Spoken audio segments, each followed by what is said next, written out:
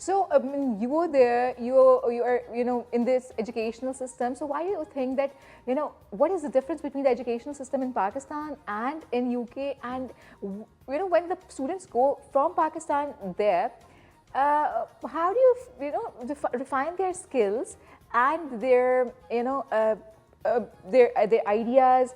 How do you think that they are different from rest of the world? Yeah. So, I mean, clearly there are many good institutions in Pakistan where students can study. So I think that choice to study in a different country is always one where you need to focus on, well, what are the benefits of study in that country? Now, in the UK, we're very proud of our higher education system, and we have a large number of universities which are amongst the most famous in the world, the most well-known. And, we can think of those big famous names, Oxford and Cambridge and so on. But the quality of the system goes beyond that.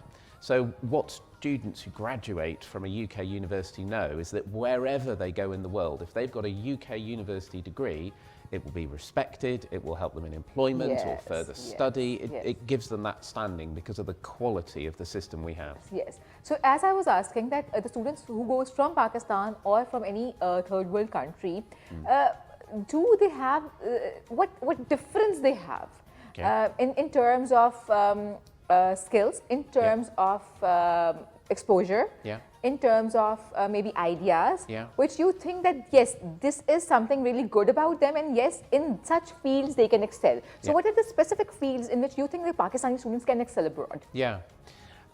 Well, I would say wherever they want to study, follow your passions and your interests. First and foremost, that's the most important thing. A degree requires a lot of time, a lot of effort, and you've got to put that time and effort into a subject, a discipline that you're passionate about. So it could be fashion, art and design, or it could be business or computing.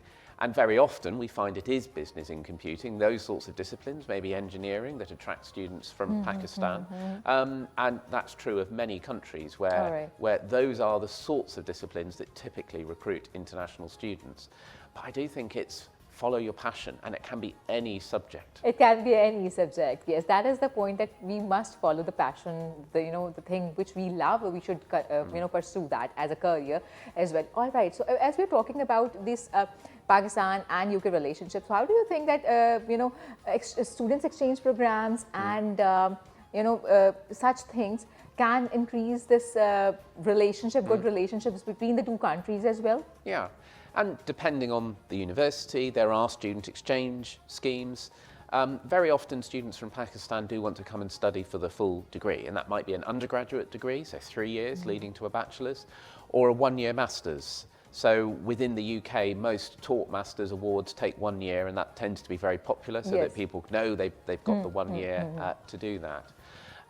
One of the reasons, I think, why so many students from Pakistan want to come and study in the UK, because there are such strong bonds between our two countries. Yes, there are. So most students, many students from Pakistan who study in the UK know that in addition to the support that the university, so a university like Gloucestershire provides a lot of support, they know there will be family and friends and those networks in the UK as well, so that they'll be able to connect with that broader network and get support from them too. And that is really interesting. And as we were talking about, studying abroad, and the people like in Pakistan, they are like, Pakistan is not a very, economically strong country. And yes, the students who goes abroad, they have their this share of thing that, okay, fine, when we cannot, compete the fees and everything. So do the universities over there provide some serious, relaxation in terms of fees and scholarships to the students, especially